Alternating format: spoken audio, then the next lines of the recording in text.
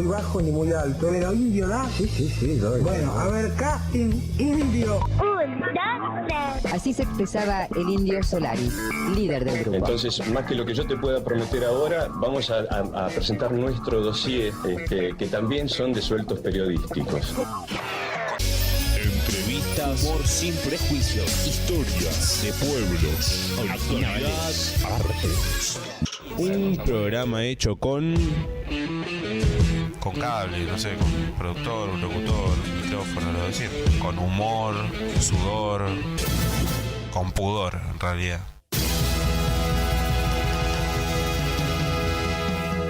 Un poco de todo eso, está bueno.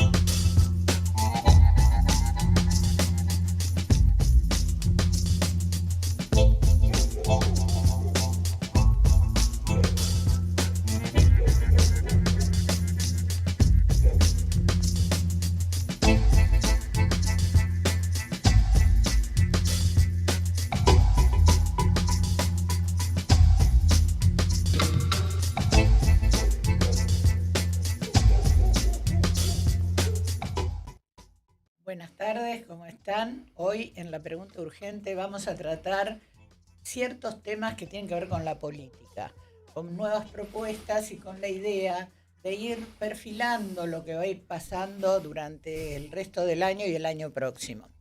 Antes de comenzar, como siempre, quiero agradecer a todos los que nos escuchan en el interior del país, en el exterior, en la Ciudad Autónoma de Buenos Aires, a los chicos de la Universidad Abierta Interamericana y, por supuesto, a nuestro comunero, que es Lucas, se me pasó el nombre, Lucas Portela, perdón. Y queremos invitarlo a él personalmente para que nos acompañe en una próxima fecha para hablar sobre la zona que abarca su influencia y sobre todo por la gestión que se está haciendo en salvaguarda del patrimonio público. Bueno, les quiero contar que ha sido una semana media rara. Caputo defendió el rumbo y anticipó que por primera vez la economía se va a llevar puesta a la política en el año electoral. Bueno, yo creo que esto siempre fue así, a favor o en contra. Los temas económicos son los que definen la voluntad popular y Caputo, bueno, con una frase media rara, definió lo que supuestamente vamos a vivir el año próximo. Está con nosotros Federico González, candidato a presidente de un nuevo partido. Ya lo hemos tenido en el programa y le queremos dar la bienvenida. Bienvenido, Federico. Muchas gracias por la invitación, Inés. Muy amable por invitarme. Quería saber un poquito cómo fue avanzando esta propuesta política. Bien, te digo lo inmediato anterior, que me parece que es relevante. Uh-huh. Tenemos quien va a ser nuestro ministro de Economía, que es nuestro mentor en materia económica, se llama Gustavo Reija. Uh-huh. Es un ex militante desarrollista, él es economista, tiene una mirada muy productivista y, valga la redundancia, desarrollista de la economía, uh-huh. Que es lo que viene como anillo al dedo a nuestra propuesta, desarrollismo inteligente siglo XXI.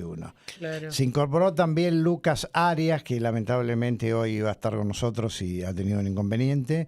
Es un joven brillante que yo te diría que es uno de los pocos que entiende el tema de la tecnología y la geopolítica, que es un tema fundamental en este momento, sobre todo con la IA. Sí. Y publicamos el libro hace 10 días, uh-huh. Publicamos el libro con la colaboración de ellos dos y yo, Así que tenemos propuesta, tenemos ministro de Economía. Bueno, tenemos ya vamos avanzando, ¿no? Sí, así que bueno, de a poco nos vamos Se va metiendo armando, en se va armando. en la Háblame un conversación. poco de Lucas Arias, que yo estuve leyendo su currículum y en qué áreas interviene, qué relación tiene con el mundo también, que es muy importante.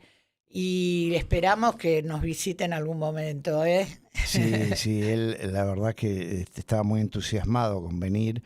Mira, Lucas Arias yo te lo definiría como una mente brillante. ¿Te acordás de la película Una mente brillante? Sí. Bueno, lo que pasa es que es una mente brillante, pero no tiene ningún problema de salud mental, como si tenía... Claro, porque me dio miedo cuando No, no. comparaste. Bueno, es que en realidad es la vida de alguien que hizo grandes aportes a la teoría de Claro. juegos.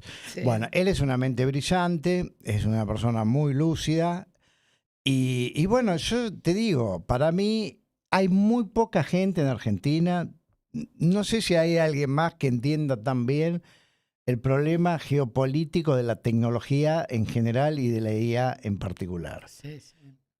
Viste que todos los días se habla de eso, Totalmente. desde la visita de este tecnólogo, empresario, bueno, que se entrevistó con Milei y que de ahí surgió Thiel, ¿no? Sí. No me acuerdo el nombre de pila de Sí, Thiel. sí. Bueno, de ahí surgió esto de los gemelos digitales sociales del Ujú. Ministerio de Capital Humano de Petovelo. Sí. Y mi primera reflexión respecto de eso es que no saben de qué hablan. Nunca, ni Milei ni Petovelo jamás hablaron de algo que podría dar lugar a... Consistente, que el, ¿no? el Claro. concepto de gemelo digital es un concepto de tecnología de vanguardia. Avanzado, sí. Y eso, más que algo bueno para la ciudadanía, es un gran hermano. Entonces Milei entrega la soberanía a corporaciones. Lucas Arias lo que tienen claro es quién ahí en ese juego internacional. Claro. ¿Quién es el dueño de Anthropic, que es Claude? ¿Quién es el dueño? ¿Qué piensa Sam Altman, que es el dueño de OpenAI? Bueno, ¿y cómo juegan los diferentes estados?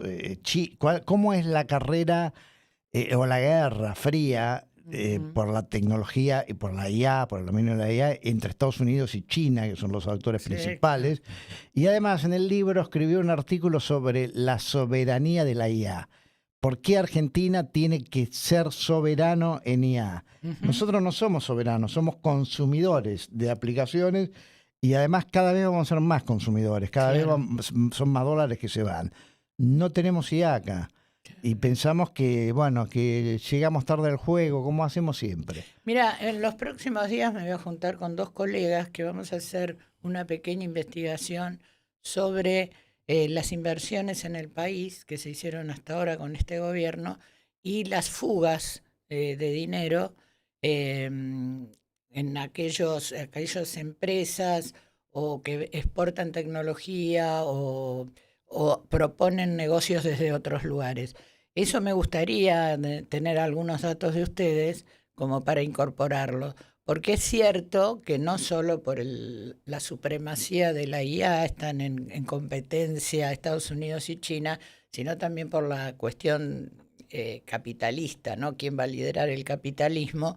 Y la IA hoy puede trastocar, modificar lo que eran los negocios tradicionales, ¿no? Como por ejemplo los productos primarios que se comercialicen, etcétera. La IA es poderosa, tiene muchos cuestionamientos, pero no le tengo tanto miedo como le tiene el mundo, porque creo que cada vez que transcurrimos una situación nueva, primero nos da un poco de temor, ¿no? ¿A qué nos exponemos? Y a medida que nos vamos exponiendo, vamos desarrollando mecanismos que nos permiten sobrevivir de alguna manera, ¿entendés? No le tengo tanto miedo a la IA. Le tengo miedo, por supuesto, a lo que significa en manos que no estén capacitadas humanamente, ¿no? Que estén deshumanizadas. Mira, yo te diría, viste que se habla de el tecno-optimismo y el tecno-distopismo, o bueno, o Sí, pesimismo utópico, de distopía. Yo estoy más por el optimismo, pero yo te diría eso que es un lugar común de un refrán. No le tengo miedo, pero le tengo respeto. Claro. Es decir, no es que es un exceso de paranoia. Hay algo que justifica tomar cartas. También eso de no hay que preocuparse, pero hay que ocuparse. Yo creo que hay que Exacto. ocuparse de eso, Sí, sí. porque está cambiando y va a cambiar cada vez más. Pero no es solo la IA, la Sí. tecnología. Primero, ¿dónde está el poder? Y segundo, eso puede incidir en la manera como entendemos la democracia. Por supuesto. Bueno, por- igual, Federico, nosotros nos conocemos hace muchísimos años. Hemos hablado de tantos temas acá en este programa y cuando funcionábamos como radio online. Una de las cosas que siempre se ponen en juego es la cuestión del poder. Pero el poder manejado desde el lugar del hombre, ¿no? Del hombre común, del hombre o poderoso o lo que fuere. Pero siempre contábamos con la ventaja de que por más dictador que pudiera ser una persona elegida, en algún momento nosotros le encontrábamos la vuelta a través de las equivocaciones que provocaban los mismos líderes. Hoy la IA puede contribuir a que se disminuya la cantidad de errores que cometen las personas. Y como estamos en una etapa de grave crisis de liderazgos, yo no creo que en el mundo existan pueblos que estén de acuerdo con las situaciones bélicas que se están dando. Hay como una disociación muy grande. ¿Cuánto puede influir en la efectividad de un gobierno utilizar la inteligencia artificial? Bueno, Te mate. son varios. No, está bien, está bien la pregunta. Son varios niveles. Bueno, Sí. a ver, te digo tres, podríamos Sí. decirte 10, pero te digo tres. Bueno, hay algo que es fundamental: el valor estratégico geopolítico, la IA y en la carrera armamentista. Claro. El que tiene más IA es un ejército más poderoso. Ujú. En ese sentido es como la energía nuclear. Bueno. Claro. Después, el otro nivel es el nivel de la eficiencia de un Estado. Para eso sí es bueno. Claro. Es bueno, pero no solo la IA, es muy bueno el blockchain. Milei hizo un uso... Sí. Bueno, lo único que tomó Básico. del blockchain es Sí. a ver cómo me hago rico con las cripto. Y el blockchain es una tecnología que da lugar a las criptomonedas, Ujú. pero además es una tecnología muy buena de trazabilidad de todo. Claro. Es inalterable, ahí sí que hay trazabilidad en serio. Entonces, mira, vos sabés que con Gustavo Reija estamos conversando te voy a decir algo que es medio primicia, tokenizar las propuestas de campaña. ¿Qué quiere decir eso? En blockchain hay algo que se llama contrato inteligente, que es inviolable, es decir, no podés, es como que firmás un contrato que está en todos lados. Sí, sí. Bueno, viste, los políticos prometen el oro y el moro, después no cumplen, no pasa nada. Bueno, acá estás sujeto a algo, te pasa algo si vos hiciste ese smart contract. Bueno, y para mí el blockchain y la IA es una buena Herramienta, tecnología sí. para contra la corrupción. Porque, Claro, claro. viste, si hay IA no puede haber cajas Sí, negras. sí. Y después, bueno, después está el otro tema, que sí es el que atenta contra la democracia, que es lo que dicen algunos, así como está Trump con su estilo, Ujú. que, viste, coquetean un poco con que la democracia es un problema y Sí. las instituciones son un problema. Bueno, están los tecnólogos que piensan eso, como que no me acuerdo, Thiel es el apellido, no me acuerdo el nombre. Ujú. Bueno, a muchos dicen que eso es una amenaza para las democracias. ¿Por qué? ¿Vos te acordás del episodio que fue en 2017 de Cambridge Analytica? Que Sí, fue el sí, escándalo que sí, vendieron la sí, base sí. de datos. Bueno, ahora imagina eso, multiplicarlo por 1000. Sí. Entonces el que tiene ese control, por eso lo de Petovelo, Ujú. tan inocente, Petovelo, lo del gemelo digital, en realidad estamos abriendo la posibilidad a que un una empresa extranjera maneje los datos De todo. sensibles de todos los 47 millones de argentinos. Sí, sí. Eso es orwelliano. Entonces, Sí. a eso hay que tenerle miedo y respeto Claro. y actuar en consecuencia. Sí, a mí, vuelvo a decirte, me preocupa mucho el liderazgo en este momento en el mundo. Me preocupa mucho cómo se va votando, cómo se va armando un nuevo mundo y se van justificando muchas cosas. Me pasó algo privado en la inteligencia artificial. Me gusta leer sobre arte y literatura, vos lo sabés. Y me pasó que cargué información mía sobre determinadas características de la información que requería. Y después me olvidé de cambiar las consignas. Entonces, cada cosa que preguntaba, datos y todo eso, me daba una respuesta de acuerdo a lo que yo había preguntado. Creo que es muy manipulable el consumidor, sobre todo en las redes en este momento, a través de la información tan sesgada, ¿viste? Con un patrón. Tenés que saber mucho o conocer sobre un tema, por ejemplo, en profundidad, como para darte cuenta que las expresiones o las publicaciones son correctas. La mayoría están basadas en hipótesis de la IA con un determinado sesgo, inclusive un sesgo masculino en algunos casos, otros raciales. Es peligroso. ¿Quién controla eso?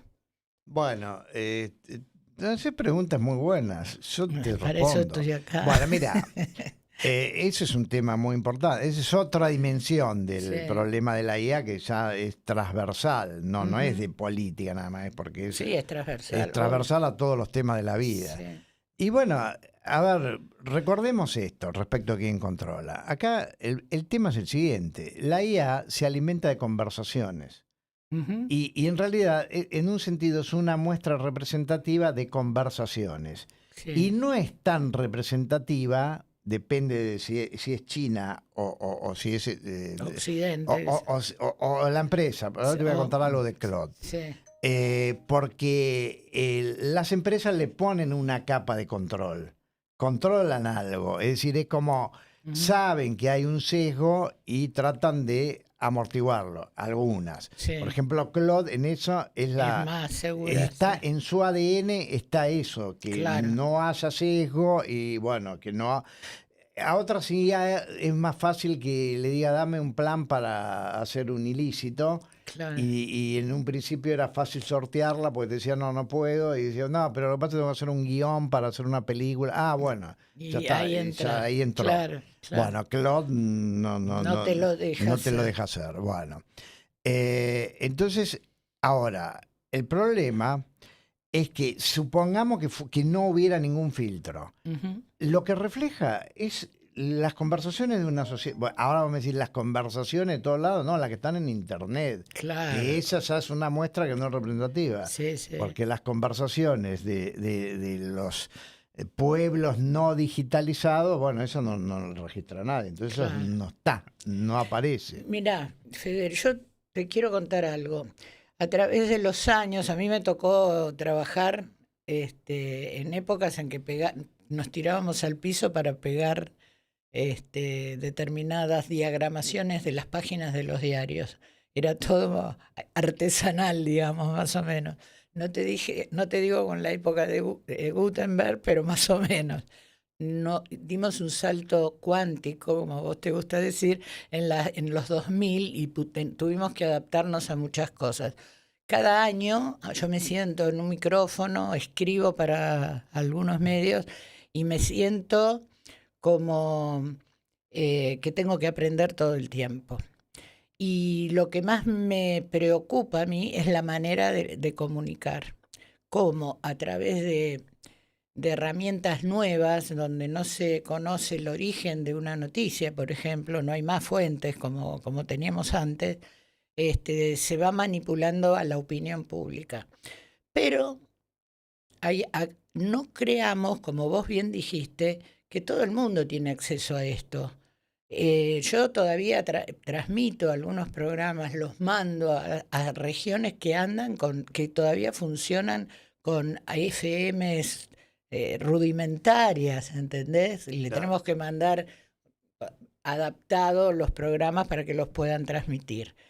¿Qué pasa con esta diferencia entre la sociedad que tiene acceso a las nuevas tecnologías y las que están muy lejos de poder siquiera tener un celular? Mira, permitime una asociación de ideas. Viste que existe algo que se llama el coeficiente Gini, que mide la distancia entre el 10% que gana más y el que gana menos. El primer decil y el último decil. Que a Milei no le gusta, No. pues claro, esas cosas. Porque cuando uno mide el índice de Gini, resulta que ha aumentado la brecha entre los ricos y pobres. Sí. Entonces, bueno, eso tiene que ser una preocupación de cualquier gobernante. Es decir, cómo igualamos, y eso fuera de las connotaciones negativas que tiene Milei sobre... las opiniones, digamos, distintas. Sí, fuera del tema de que para él la justicia social es una aberración.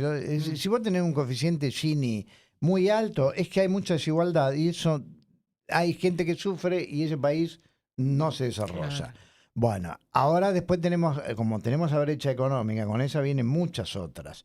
Una es la tecnológica. Vos me decís, ¿qué pasa con eso? Y pasa que sí, que hay una... es decir, están lo que antes llamaban los analfabetos digitales. Claro. Pero ahora, viste, tenés el analfabeto digital total, analfabeto y digital total, que no manejó una PC, pero quizás llegó al celular, la gente más grande, no todas. Bueno, después tenés el que es del celular, pero no te sabe lo que es un Word. Claro. Bueno, y ahora vamos a tener otra brecha, que es la de la IA. Los que saben usar bien la IA y los que no saben. Sí, Entonces, ahí hay una paradoja que es muy interesante de los tiempos modernos.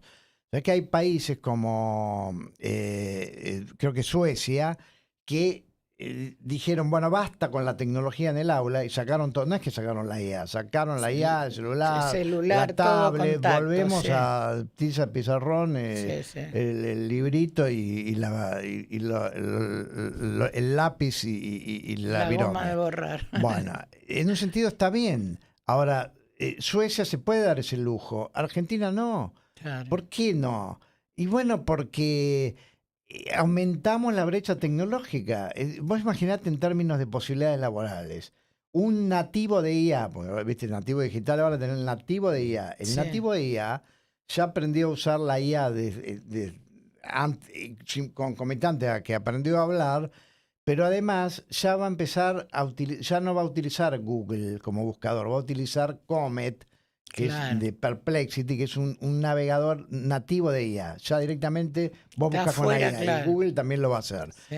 Entonces, eso es un gran problema. Y esas, viste, cuando uno dice, no, regulemos, basta, no quiero inteligencia artificial. Y bueno, pero lo que pasa es que otros sí van a seguir en esa. Yo no creo que regular, eso, sí. Yo no creo que regular sea la solución. Yo creo que lo que se tendría que estudiar, como hemos hecho en otros casos, ¿no? Cuando se fue haciendo algún desarrollo en medicina o que había un cuestionamiento ético, tendríamos que empezar a pensar en eso. ¿Por qué? Porque hay todas las nuevas generaciones están inclusive con graves problemas para relacionarse entre sí, desde lo básico. La computadora, la IA o los jueguitos o lo que vos quieras termina siendo una adicción, termina aislando al individuo y hay muchos problemas en este momento de conductas adictivas a las redes, ¿no? Entonces, habría que, lo que hizo Finlandia, o Islandia, no sé qué, Finlandia. Eso es lo que yo te comenté, Suecia. Suecia. Bueno, lo que hizo Suecia es tratar de que los jóvenes, los chicos, los más chicos puedan tener un diálogo diferente, porque está afectando socialmente a la cuestión. Y si a eso le sumás esta diferencia, esa brecha enorme que existe, entre la economía y entre la capacitación para utilizar IA, nos vamos a encontrar en un problema gravísimo en unos años. Sí, bueno. Gravísimo. ¿Cómo lo soluciona el partido esto? Bueno, mira, a ver, te voy a decir algo más que políticamente incorrecto, políticamente inconveniente. Para mí sería más fácil decirte otra cosa. Iba en el Sarasa, vamos a ver. Hay problemas que son intrínsecamente complejos. ¿Qué quiere decir? Que son dilemas. Ahí tenés una cadena de dilemas. Yo te diría, te digo lo que pensaba hace un año y lo sigo pensando. Si Sarmiento viviera, llevaría la IA a la escuela. Yo soy pro tecno. Para mí, ahora lo que pasa es que hay que enseñar el uso virtuoso de las herramientas digitales. Por supuesto, la adicción siempre es una posibilidad que no hay que descartarla. ¿Cómo enseño algo y sin formar adictos? ¿Viste? Hay una zona gris entre el entusiasmo, la exultancia, lo maníaco y lo adictivo. Pero también, ¿sabes? Esto es al margen, una reflexión personal. Y en esto coincido con ¿cómo se llama? Fernando Savater, el filósofo. Sí. Fernando Savater, y esto quiero que se entienda bien, yo reconozco que tenemos problemas de adicciones gravísimos y que también hay que actuar sobre eso. Y tenemos ideas sobre eso. Pero más allá de eso, Savater lo que dice que en los tiempos modernos también es que le llamamos adicción a todo. Todo lo que uno hace y le guste, lo hace con cierta periodicidad, es una adicción. Entonces yo diría, ojo con eso. Adicción, cuando es una adicción y es peligroso, es cuando alguien ha perdido el control y cuando eso ya empieza a ser disfuncional en su vida. Claro. No, pero yo he tenido entrevistados en la otra radio en donde los pibes me decían que se sienten como inquietos, ansiosos si no están con el teléfono. Tienen que ir a buscar el teléfono. Son chicos. ¿Entendés? Bueno, eso yo estoy totalmente de acuerdo con eso. Bueno, mirá, viste que yo sigo trabajando en temas de neurociencia. Sí. Y justamente cuando tenemos que explicar el tema de, ¿viste la dopamina? Que dicen que es la neurotransmisión del placer. Bueno, pero resulta que hay un concepto muy interesante que lo desarrolló un neurocientífico, que es la diferencia entre buscar versus que te guste. Es el wanted versus el liking. Sí. Se piensa que la dopamina está vinculada con la experiencia de placer. Pero en realidad la dopamina no está vinculada estrictamente con el placer. Ahí funcionan los opiáceos naturales, ¿no? Sí, claro. Bueno, ¿sabes con qué está vinculado la dopamina? Con la adicción a la expectativa de que pase algo. Entonces, y ahí se produce algo curioso, que a veces hay momentos que se desacoplan. Entonces te queda la adicción y no te produce placer. Claro. Entonces lo que tenés es lo negativo. Ese es el momento en que el adicto a la cocaína necesita seguir consumiendo, pero ya no le da placer. Claro. Bueno, y con el escroleo de TikTok pasa lo mismo. Llega un momento en que es algo que es pura compulsión. No puedo dejar de hacerlo. Sí. Y ya no sé por qué lo hago. Es como que me he transformado en un autómata esclavo del algoritmo. Sí. Te voy a proponer un cortecito. Vamos a ver un video de la ciudad que siempre es interesante. Vamos, chicos. ¿Por qué el barrio de Devoto es conocido como el Jardín de Buenos Aires? Todo empieza con un nombre, Antonio Devoto, un inmigrante italiano que llegó en 1850 y décadas después imaginó algo distinto. No un barrio más, sino un lugar para vivir mejor. En 1889 compró tierras en los márgenes de la ciudad, apostando al crecimiento gracias a la llegada del ferrocarril. En aquel momento todo esto era campo. Así nació Villa Devoto, un barrio planificado desde el principio, con calles amplias, diagonales y espacios verdes. Un diseño inspirado en Europa que con el tiempo se convirtió en uno de los barrios con más árboles por habitantes de la ciudad. Incluso tiene uno de los puntos más altos de la ciudad en la calle Beiró y Chivilcoy. Con los años se convirtió en uno de los barrios elegidos por las grandes familias porteñas para construir quintas e incluso mansiones. Hoy ese legado se ve en algunos de sus edificios más icónicos. El Seminario Inmaculada Concepción, que ocupa 4 manzanas, la Basílica de San Antonio de Padua, la Escuela de Floricultura y Jardinería de la Universidad de Buenos Aires o la Plaza Arenales, centro del barrio. Además de las antiguas casonas que todavía marcan su identidad. Como por ejemplo este Palacio Chechi, una joya arquitectónica de la ciudad de Buenos Aires que estamos terminando de restaurar para conservar el patrimonio y también para generar un nuevo ícono cultural y arquitectónico. ¿Vos conocías este barrio? Te leo en comentarios. Bueno, acabamos de ver Villa Devoto, lindo barrio, ¿eh? Me encanta ese barrio. Yo viví ahí y tuve un comercio ahí en la Plaza Arenales, Mirá una vos, librería. mirá. Bueno, hablemos de un poquito de economía.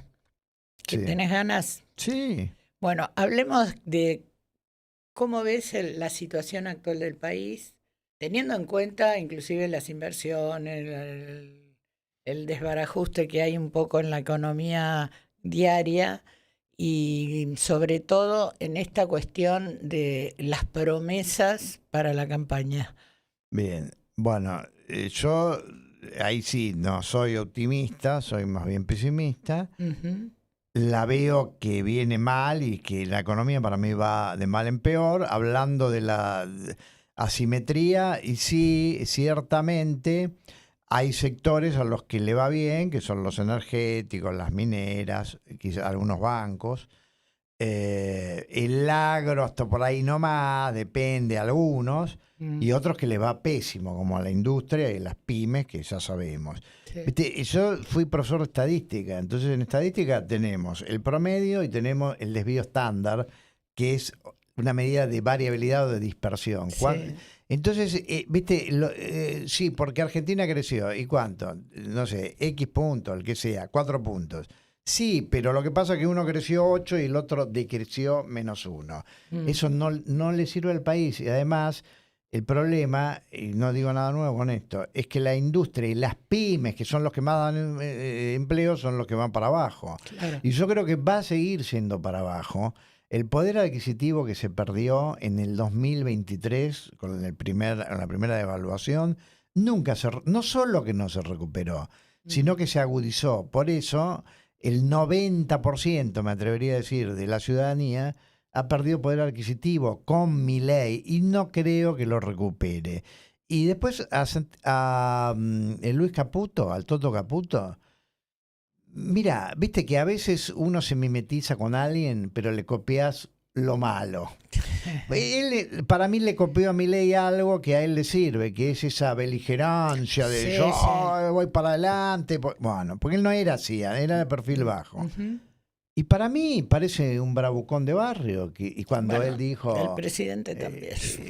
Bueno, lo que pasa es que el presidente es natural, es Sí. así. En cambio, el Toto Caputo es como que se mimetizó. Y te diría, a falta de talento económico, él cree que puede sustituir sus fracasos económicos con bravuconadas mediáticas. Y yo no le creo nada cuando dice, no, porque porque eso, lo de que, sí, porque, entonces, porque, mira, vos sabés que es muy interesante la narrativa. Porque la narrativa es dar por supuesto que lo que se hizo es extraordinariamente positivo y además siempre es como que estamos mejorando. Sí, entonces vamos a seguir mejorando porque... No, hermano, porque eso digamos, ahí yo lo imito a Caputo, Sí. que viste que tiene ese Esas estilo. No me salidas, acuerdo, sí. hermano no dijo alguna parecida. Papá, campeón, comprá, campeón. Bueno. Que casi se arma una crisis económica. Bueno, entonces, ¿cuál es el problema? El problema es que estamos yendo totalmente para atrás y el ministro Caputo lo único que hace es tapar su ineficiencia, y yo creo, te digo sinceramente, para mí Caputo sabe de finanzas pero no sabe de economía, del mismo modo en que Milei es un teórico de la economía, pero cuando tuvo que operar no sabía Le qué hacer costó, y claro. entonces le apareció Caputo, Sí, que, sí. que es una desgracia que haya aparecido Caputo.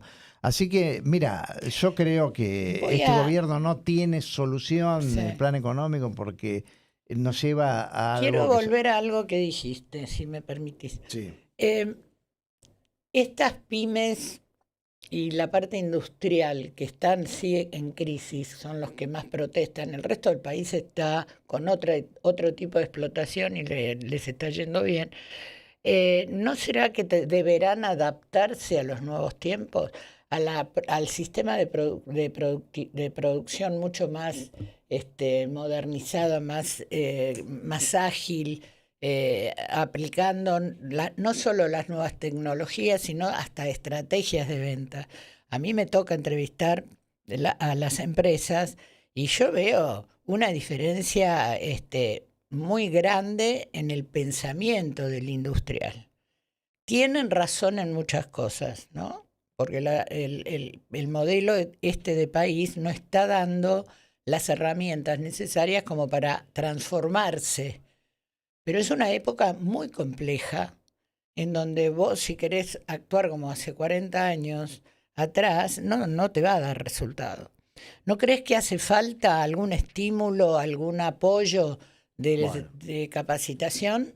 Mi respuesta en principio es que en eso tenés razón. Ahora una cosa no quita la otra. Este gobierno tiene una política pésima porque es anti-industria y anti-pymes. Y a las pruebas me remito.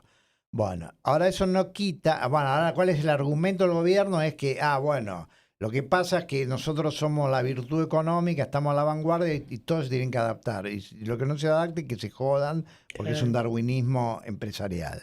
Bueno, eso no. Ahora, que sí, que hay que renovar el management y que hay que ayornarse con la tecnología. Bueno, obviamente yo creo que sí. Ahora ahora ya no te hablo del gobierno. ¿Qué haríamos nosotros? Claro. Y bueno, lo que nosotros haríamos es fortalecer el tejido pyme, y ahí sí, con capacitación, con tecnología y con un apalancamiento inteligente. El Estado sabe que si apoya pymes, eso genera empleo. Claro. Y si genera empleo va a recaudar más el Estado. Es el efecto boomerang, te va a volver. Es una inversión. Entonces, para mí, este gobierno tiene una filosofía o ADN estructural que es que piensa, yo lo he dicho varias veces, si logramos el equilibrio de las cuentas públicas y no hay déficit, todo va a florecer por añadidura. Y la metáfora es hasta que bíblica. Buscad el reino de los cielos y todo lo demás se os dará por añadidura. Mira, en cualquier iglesia evangélica eso te lo dicen, pero también te dicen que, bueno, que si uno no se mueve, claro, que te come obvio, los piojos. obvio. Bueno, entonces, obviamente, si el Estado no apalanca inteligentemente, apalancar inteligentemente no es darle a la maquinita ni generar planes, es saber dónde hay que invertir para que el desarrollo ocurra. Eso no inventamos la rueda, eso lo hizo Israel, eso lo hizo Corea, eso lo hizo Finlandia, Noruega hizo eso. Yo viví la transformación de la normalización de las empresas en los 90. Tenía un programa de política en el canal de Política y Economía de Cablevisión de aquellos años, en donde entrevistábamos a todo tipo de industrias, empresarios que se tenían que normalizar, es decir, cumplir con las normas internacionales para poder generar negocios. Y fue una resistencia enorme a dar ese paso, que los que iban logrando entender y se normalizaban tenían las puertas abiertas para muchos negocios con el exterior. Hoy a mí me da la impresión, y vuelvo a este tema que te planteé recién, hay como una resistencia a entender que estamos en otro momento. Yo creo que sí. Yo te doy la razón. Una cosa no quita la otra. Que el Estado no hace lo que debería hacer, yo coincido. Ahora, que también hay algo, viste, es como cuando el médico te dice, bueno, sí, yo puedo ser el mejor médico, pero Sí. si no tomás los remedios, ¿qué querés que hagamos? Milagros no podemos hacer. Entonces yo creo que sí, que hay esa mentalidad, y además eso está agudizado por esto de la tecnología y de la IA. Claro. Es Es demasiado. Claro, Claro. pero claro, ahora vos también, también uno tiene que ser un poco comprensivo. Que cuando vos vivís angustiado porque cómo levanto el cheque y cómo pago la quincena, Sí. no tenés tiempo para pensar cómo ¿Cómo implemento IA. salís? Claro. Y entonces, Claro. no, viste, estamos en un círculo vicioso, pero yo creo que sí. Y por eso es que nosotros, viste, Revolución Educativa 5.0, hay que formar un ejército de jóvenes emprendedores capaces Qué de venderle miedo. al mundo. No, pará, bueno, sí, pero te lo Me digo, haces un ejército de asustar. jóvenes emprendedores, empresarios capaces de vender al mundo. Podemos no usar esa metáfora. Por favor, pero, en este bueno, momento. está bien, la cambio porque... Pero ¿me entendés a qué Sí, voy? sí, Es decir, claro. acá tenemos que crear, formar, forjar, estimular una nueva camada de mentalidades empresarias, porque lo que sí, y yo ahí le doy la razón no a Milei, sino a los liberales, con algunas lógicas de gobiernos anteriores muy populistas, parece que el que tenía la voluntad de ser un empresario exitoso, ese era un pecado. Claro, eso. era algo Y malo. Era algo malo, era un egoísta, Sí, era que no sí. que quería salvar solo. El emprendedor es, viste que aún algunos cuestionan y comparan emprendedor con cuentapropista. El cuentapropista es uno que quiere manejar sus tiempos, sus horarios. Además, me parece que a veces es porque no le queda otra, porque el sistema lo expulsó y es la única que le queda. Claro. El emprendedor es algo distinto. El emprendedor es un sujeto importante económico del siglo XXI y es el que crea una empresa que por lo menos le da trabajo a alguien. Seguro. Vamos a ir a escuchar música, un videíto, y nos encaminamos al final del programa.